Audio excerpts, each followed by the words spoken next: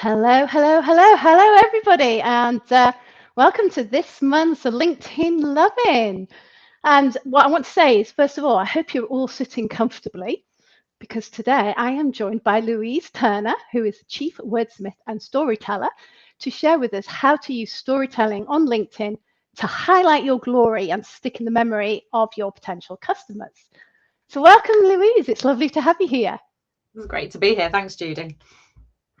So I know, Louise, that you're a huge advocate for using storytelling, and you've built not one but two businesses using storytelling. So there's Wordsmiths Unlimited and Award Writers, where you help people get glory for the things that they've done.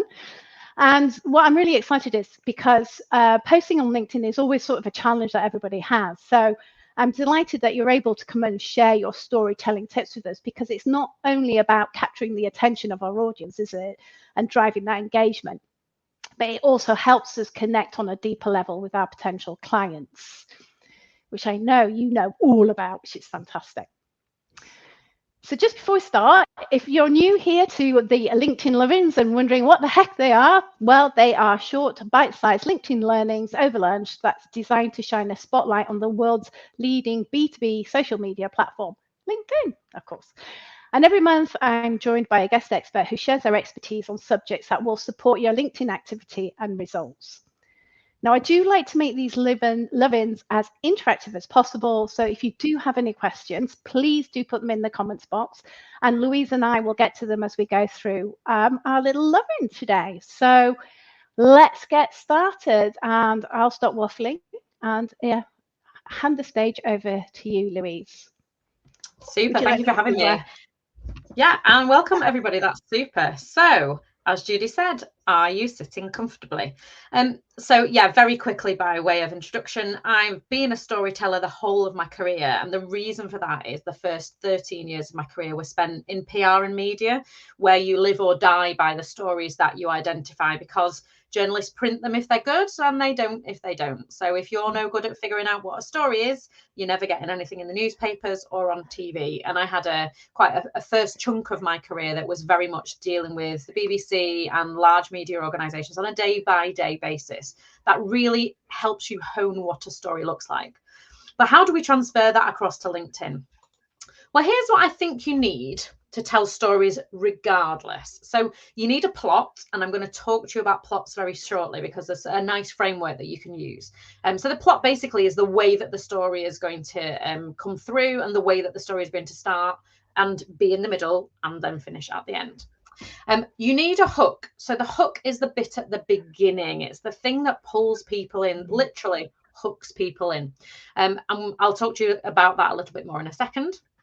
And on LinkedIn in particular, pictures can be really useful to illustrate those stories. And then I've put here bonus points for a circular narrative. So I'll come back around to talk to you about a circular narrative at the end.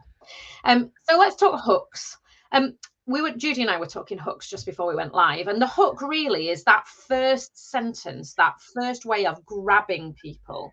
So in my old world, that's the headline of the press release and the first sentence of the press release. So we need to think really carefully about who is it we're trying to talk to and what will they be interested in? Because when you're starting to put a post together, the whole point is you want to elicit that engagement, to have that conversation with people. So thinking about who is it that you're trying to talk to, and then what will they find interesting about the thing, is a good way to go about it. Now, there's quite a lot of people at the moment that are using LinkedIn and they're posting kind of an intriguing first sentence and then putting some returns in, and then you've got to effectively click to read more, which is an engagement, which games the algorithm a little bit. And I think, that's an okay tactic, but that first sentence is the thing that's got to stand. And I'll show you some examples of the ways that you might be able to do that as we go through. But I would say you do need to think about what that first sentence looks like and trying to grab people. Because one of the things I say, so I assess the Economist's business writing and storytelling course. And one of the things that I say to people on that course, slight name drop there, the Economist. One of the things I say is people don't owe you their time to read your stuff. And whether that's in a business context because you're writing a report, or whether that's on LinkedIn, nobody owes you their precious time to read your stuff. So you've got to put the work in. You've got to work hard to earn their attention. And that hook, that first sentence, is the first way to do that. And I think also, sorry. Yeah, sorry, I was to interject there, but I was going to say, I think it's also quite hard as well. For me, the hook is the hardest. Well, it is. Part, you know, getting that hook must be, it's quite challenging. And I would say, don't feel the pressure to, when you're thinking about writing, maybe you're writing it on a Word document or a notepad or on your phone before you're actually posting it. Don't feel the pressure to get that first sentence right as the first thing that you write. Sometimes you can write the post you want to write and come back around to the top and go, okay, now I can see the whole, what would that first sentence be? So you don't have to do it in order. You're going to post it in order, of course, but specifically when we're, for example, writing blogs, if you're looking for that hook in that headline, that can be the last thing we do sometimes. And, you know, and the same thing definitely applies here. That's a good point. Thank you. That's all right. So let's look at the 7 basic plots. I know I'm going to talk and you're going to read, and you can't do both things at once. So really quickly, Christopher Booker wrote the book called The 7 Basic Plots. It's available on Audible and in all good bookshops. It's a good one. Actually, you don't need to read the book because this is what you need to know. I don't get permission for saying that. I just want people to know. So there are 7 in his contention, 7 basic plots. There's some discussion about whether there's 9 or different numbers. Anyway, 7 works quite nicely for me. Here they are through the medium of film. So Rags to Riches, everyone should recognise, it's a Cinderella story. So Cinderella, at the end of the film, she's the same girl, she's just got a better dress. And from a Pretty Woman point of view, kind of the same thing. So when I talk about these in an awards kind of sense, because we use some of this same theory in an awards sense, this is an improvement. It's stuff that's got better. And I'll show you some examples in a minute. Rebirth is different to Rags to Riches. So this is when somebody or something has materially changed. So The Grinch, which is my second favourite Christmas film. Elf is my favourite Christmas film. It's not time to watch Christmas films just yet, people. It's not time yet. No, so The Grinch starts the story. He hates Christmas. He's stealing presents. He's pulling down lights. He's knocking over trees. He's basically making a real pain of himself because he really hates Christmas. And through the stuff that happens in the story, he ends at the other end holding hands around the Christmas tree and singing Christmas carols, and he is materially a different person. So also Pulp Fiction, also a Christmas Carol, you know, it's something which has changed. In business terms, it's a transformation story. So whether you've kind of totally reworked the services that you offer, or whether you work for a large organization that's had a big transformation project, capital T, maybe you've got a project and an in-house team that have run it, that's what the Rebirth story is. The Quest is a search for something. So it's Raiders of the Lost Ark, it's Lord of the Rings, it's going to find a valuable thing. So maybe you've had a valuable thing you've gone to find. The Journey and Return is a go and a come back. So it's a bit different to the Quest. You don't have to like find a thing on the way. You go and you come back again. So Back to the Future and Toy Story. Overcoming the Monster. So this is one of my favorite ones to talk about. So basically pick any James Bond film you want. Overcoming the Monster is a problem, an issue. So Overcoming the Monster, I think, is also a plot that you will recognize in some of the stories that you perhaps are looking for. So it's when there's a problem, it's when there's a thing. So James Bond has to defeat the baddie. There's always a villain. The villain's always an existential threat to the world. James Bond has to overcome that villain.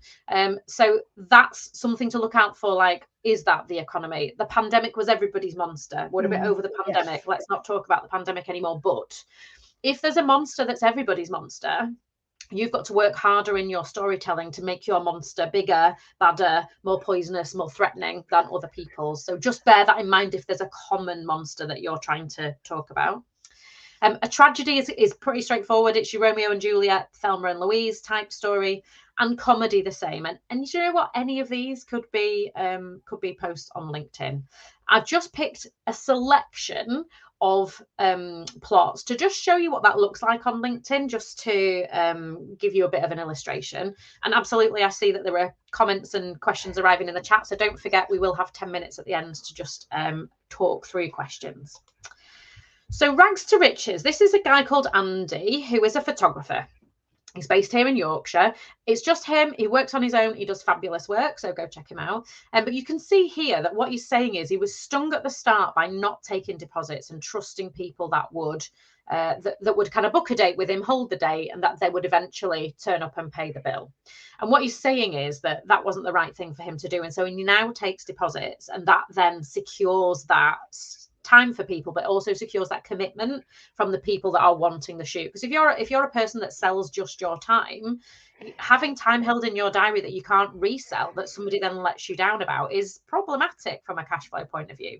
So the rags to riches bit here is it was a poor do when people didn't pay him a deposit, and he had lots of dropouts, lots of cancellations. His business and his life and his cash flow and his bank balance are now better as a result of insisting on deposits. So that's why that's a rags to riches story. I know Andy well, and I can tell you he was not thinking about this when he wrote it. He just naturally wrote that. So it is easy, you know, not easy, but it is natural. It can come out like that. And I really like that point, Louise, as well, because sometimes we can, or I know I do, have a tendency to overthink. And sometimes actually you might just do it, especially with these rags to riches, without actually realizing it. Absolutely. Yeah. If I said to Andy, do you realize you wrote a rags to riches post on LinkedIn the other day? He would look at me like I was a bit crazy. So no, he definitely didn't. He definitely didn't think that. So this is one of mine that's a rags to riches story. This is the youngest of my 2 teenagers. This is Alex. And what you could see above the fold was just those couple of lines there. So you must have the same thing as me, said the lady at Boots to my son last night, is my hook. So the reason that that's my hook is because people are already going, what's the thing? Why at Boots? How come she had it and somebody else had it too? And then I paired it with a picture of Alex. So you don't have to read the whole thing here, but in short, Alex has a visual stress syndrome called Erland's. It was only diagnosed in the summer. It's the reason he's wearing those dark glasses. And we genuinely didn't know that Erland's was a thing until earlier on in the summer. We hadn't heard of it. And it really affected Alex's ability to participate at school, his enjoyment of reading. He always loved to read, and it really now affects that. Things like he doesn't see contrast very well. So we walked into a table in the airport because the table, it was a metal one that was attached to some seats. The seats were yellow, the table was grey, and the floor was grey, and he just genuinely couldn't see the contrast. And walked into it, big bump and bruise on his shin. So I kind of go on to tell the story. As it happens, it was Erland's awareness week. So really what I was doing was sharing awareness, because now he's got those glasses. People also with tinted glasses to kind of go, oh, okay, you've also got tinted glasses, and spreading awareness of that particular syndrome, which is not desperately well known, but probably really massively underdiagnosed. You know, dyslexia was the other thing on the table for Alex. He's not dyslexic, but he does have visual stress issues, which demonstrate themselves in similar kinds of ways. So to do my awareness bit here, he describes reading black text on white pages like you would in any book or on a screen. It moves around like bees. That's one of the big things that is an Erland syndrome thing. So if you know someone who gives you that description, go have a look for Erland, the Erland Society. I've never heard of it. So it was very good for raising an awareness. But could it also be overcoming a monster? Because also overcoming a monster, absolutely. Yeah. So it's kind of not good to great. It's also overcoming a monster. Absolutely that. This one is very much overcoming a monster. So this is Harry Phillips. I know Andrew and Karen, Harry's parents. They set up a charity called Give a Duck when Harry was diagnosed with leukemia, aged about 6. So 11 years on, he's just passed his apprenticeship. He's healthy, he's leukemia free, and he has just been offered a full-time job. So this is very definitely an overcoming the monster kind of story. And again, Andrew, if I said to him, did you realize what you were writing, would have no idea what I was talking about. But that's very clearly, and how lovely that this is Harry in treatment and this is Harry today, you know, with his certificate and his amazing hat on that clearly his parents have made him wear for the picture. What all teenagers look like when you force them to have pictures, people. So circular narrative was the thing I mentioned at the end. Sorry, at the start. Not at the end because it's circular. Circular narrative is a good writing technique where you start and end in the same place. So I've done it here. You only need to read a couple of lines. So have you heard the story about the 5-minute fix, which cost £10,000? Lovely photo of me there. The reason it's a lovely photo is it was taken by Aid Wilson, who is another cracking photographer. And my point here is that it was taken in about 30 seconds in a pub car park, and he supplied me with the picture the next day. Now, the reason why I think that's important is it shows Aid's expertise and talent. And the reason for the 5 minutes and the £10,000, the story goes, is the factory's broken, that nothing's working, we can't make any money because we can't manufacture anything. Everybody's had a go at trying to fix the machine. And so they eventually bring in a very experienced person who says, I'm going to charge you 10 grand. And they go, fine, can we just get it working again? We can't make any money.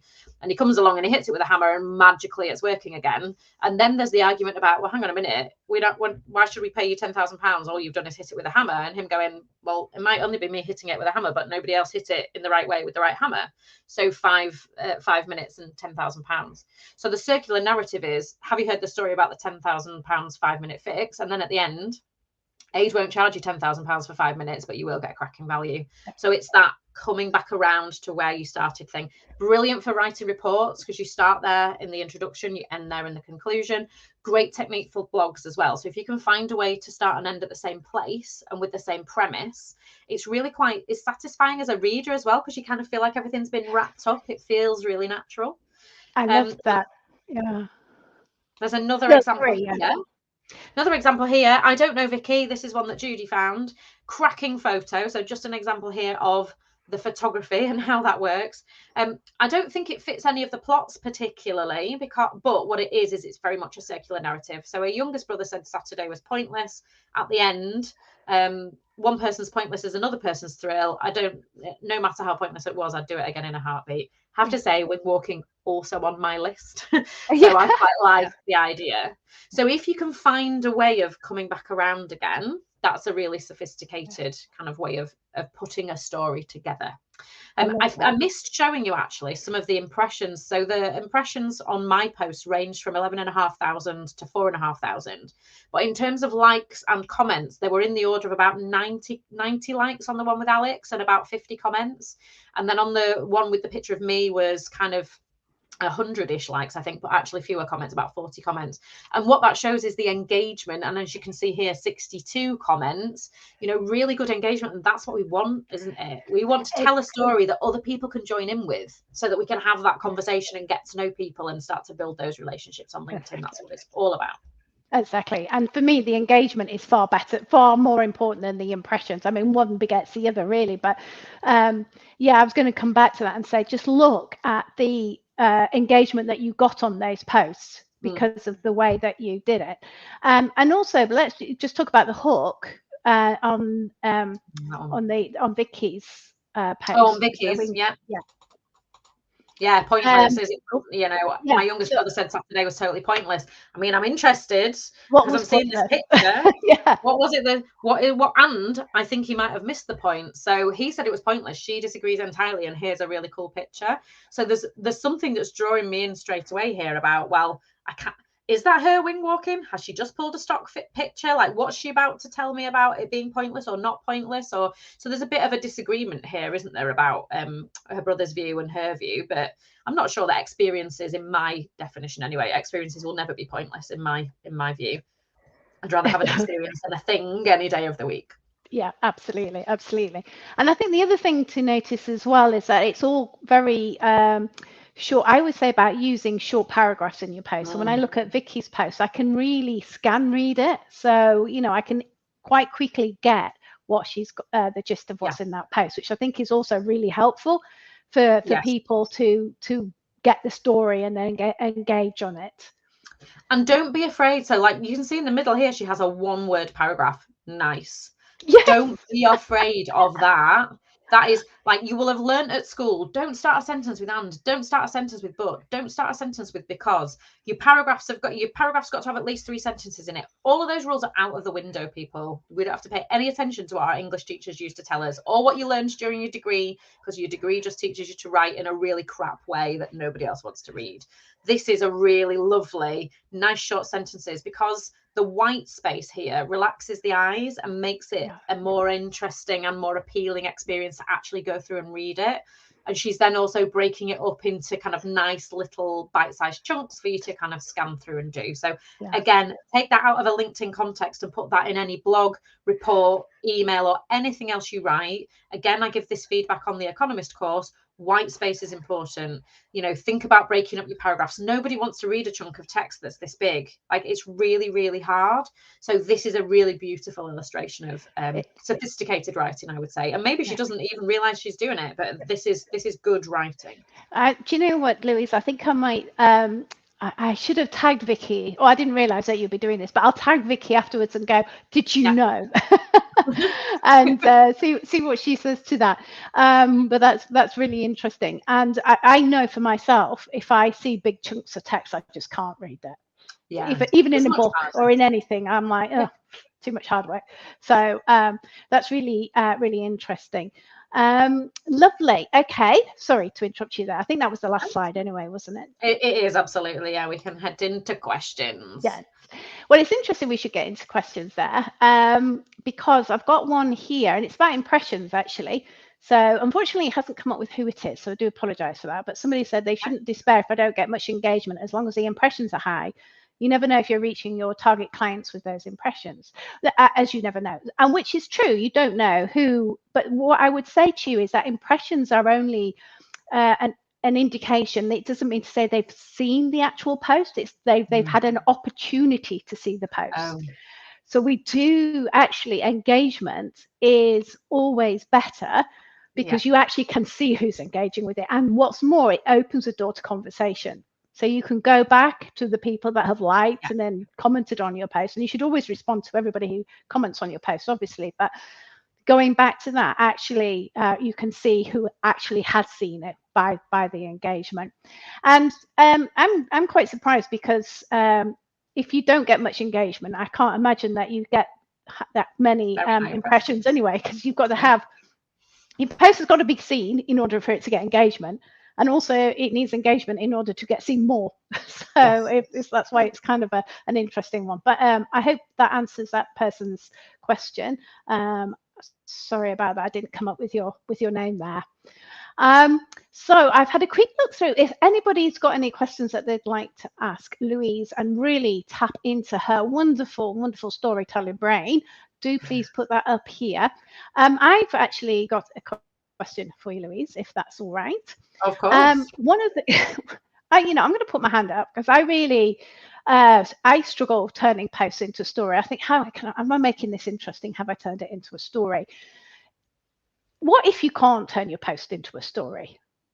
What happens? I mean, I think that's also okay. Let's not put ourselves under pressure that every single post is a story. Sometimes it's an announcement. Sometimes it's here's a thing that I did. You know, it's totally fine that storytelling is one tool in your toolbox when it comes to LinkedIn.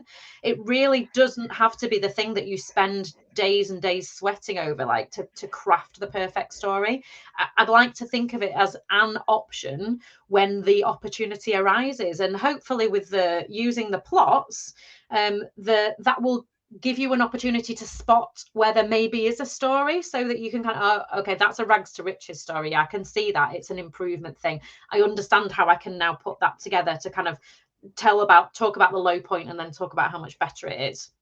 I would say, yeah, one tool in the toolbox, doesn't have to be everything. Okay, if it's not a story. My posts, and you know, Judy may or may not forgive me for this, but I don't put a huge amount of thought into my posts. I kind of post when it feels right, and when I think I've got something. My rule: only say something when you've got something interesting to say. You know, if you're done, do not be a slave to, I have to post Monday, Wednesday, and Friday at these times. Like, that's, if you haven't got interesting things to say, you're going to put people off by saying the uninteresting things. So let's not do that. Yeah, it's an option for storytelling on LinkedIn. It is not the only option for posting on LinkedIn. No, that is fantastic. And I think I agree. It's about mixing it up. And also I find that actually sometimes my best posts are ones that I haven't actually thought about it that much. And it just goes, and I'm like, oh, okay, that's done better than I thought, because I didn't put that much thought into it. Yeah. I think anybody here will post with his glasses. You know, we'd been out that evening, we'd been to Boots, he'd had the conversation with the lady. That had been really affirming for him, because guess what, other people in the world. And it was only the following day that I realized it was kind of Erland Syndrome Awareness Week, and I went, oh, okay, I know how I can get into this. And I happened to have the photo of him just starting school, because I think it was in October, he's just started a new school with his glasses on because he'd only just received them. So there is, if you look at my profile, and you're welcome to, you'll see there's genuinely not a lot of strategy behind what I post, other than me staying true to the core messages that I want to be known for. Is I want to be known for storytelling. I want to be known that we help people win awards. You know, these are the things I want to be known for, and that's what my posts are built around, as and when I've got the brain space. Oh, that's brilliant. I really like that. We have got some questions on here. Actually, Arabella has asked, I'm guessing it's good to state what story problem is, something that many people have, followed up with how I can make it. And I guess what Arabella's saying there, it's the problem that her clients have. Yeah, sometimes. So I think I'm not a massive fan of the hard sell on LinkedIn. So I'd rather tell the story and let my experience speak for itself, so that people can then come to me if they want to. But that's my style. I know for other people it works better on LinkedIn if you kind of tell the story and then have and here's how I can help for you. But I would say don't force yourself to do that every time. Like, there is no sell in my Erland story. There is no sell for me in the story about Aid and the spanner. Like, that was actually a sell for somebody else in my network who I think does a brilliant job. You very rarely see me posting talking about what I can do for you, because that's just my style. So I'm about to post maybe later today, maybe tomorrow, but we've had a couple of winners this week at national awards, at two last night and one on Monday night. So that's brilliant. And I could be like, oh, we're really we're the people to go to get your awards and to claim your trophy and get up on stage. But I won't. I'll let the posts speak for themselves by just going, here are our clients who won. And people can kind of presume from that what they want about whether we're any good at what we do. So totally depends on what your own style is. Yes. And I do like the sorts of posts like that says what we do without saying what we do. So you're not going, do you want award writing? You're actually demonstrating you do it by talking and banging the drum of the success of your clients, which that's absolutely better. Rather than bashing them over the head with it. Absolutely. Yeah. You kind of let your expertise speak for itself.